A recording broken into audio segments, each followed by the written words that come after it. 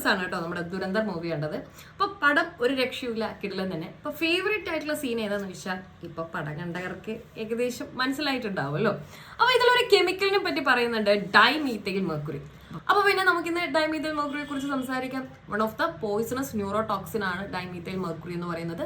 സിനിമയിൽ കാണിച്ചിരിക്കുന്നത് പോലെ തന്നെ വളരെ ഷോർട്ട് പീരീഡ് ഓഫ് ടൈമിൽ തന്നെ ബോഡിയിൽ എഫക്റ്റ് ചെയ്യാൻ സാധിക്കുന്ന അത്രയും പൊട്ടൻഷ്യൽ ആയിട്ടുള്ള ഒരു കെമിക്കൽ. ഒരു കളർലെസ് ആയിട്ടുള്ള ലിക്വിഡ് ഫോമിലാണ് ഡൈമീഥൈൽ മെർക്കുറി ഉള്ളത്. ഈവൻ ദോ നമ്മൾ ഗ്ലൗസ് യൂസ് ചെയ്ത് കഴിഞ്ഞാൽ പോലും വേണ്ടത്ര പ്രൊട്ടക്ഷൻ യൂസ് ചെയ്തിട്ടില്ല എന്നുണ്ടെങ്കിൽ നമ്മുടെ ന്യൂറോളജിക്കൽ കൺട്രോളിനെ മൊത്തം ഡാമേജ് ചെയ്യാനുള്ള ഒരു പൊട്ടൻഷ്യൽ ഈ ഒരു സിസ്റ്റത്തിനുണ്ട്. കാരൻ വാട്ടർഹാൻ എന്ന് പറയുന്ന ഒരു അമേരിക്കൻ പ്രൊഫസർ ഉണ്ട്. ഒരുപാട് ടോക്സിക് ആയിട്ടുള്ള മെറ്റീരിയൽസിനെ കുറിച്ചൊക്കെ ഡിസ്കസ് ചെയ്തിട്ടുള്ള ആളാണ് കാരൻ വാട്ടർഹാൻ. തന്റെ 48ാമത്തെ വയസ്സിൽ ഡൈമീഥൈൽ മെർക്കുറിയുടെ ടോക്സിസിറ്റി മൂലമാണ് ഇദ്ദേഹം എന്ത് ചെയ്യുന്നത്, മരണമടയുന്നത്. അപ്പൊ ഏർലിയർ ടൈമിലൊക്കെ NMR സ്പെക്ട്രോസ്കോപ്പിയിൽ ഇത് യൂസ് ചെയ്തിരുന്നു. പക്ഷേ ഇതിന്റെ ടോക്സിസിറ്റി അത്രയും ഭീകരമായതുകൊണ്ട് തന്നെ നിലവിൽ ഇതിന് പ്രാക്ടിക്കൽ യൂസസ് ഒന്നുമില്ല എന്നാണ് പറയുന്നത്. അപ്പോൾ ഫിലിമിൽ കണ്ടതുപോലെ എന്തെങ്കിലും യൂസസ് ഉണ്ടോ എന്നുള്ളത് ഇപ്പോഴാണ് നമ്മൾ ചിന്തിക്കാൻ തുടങ്ങിയത്.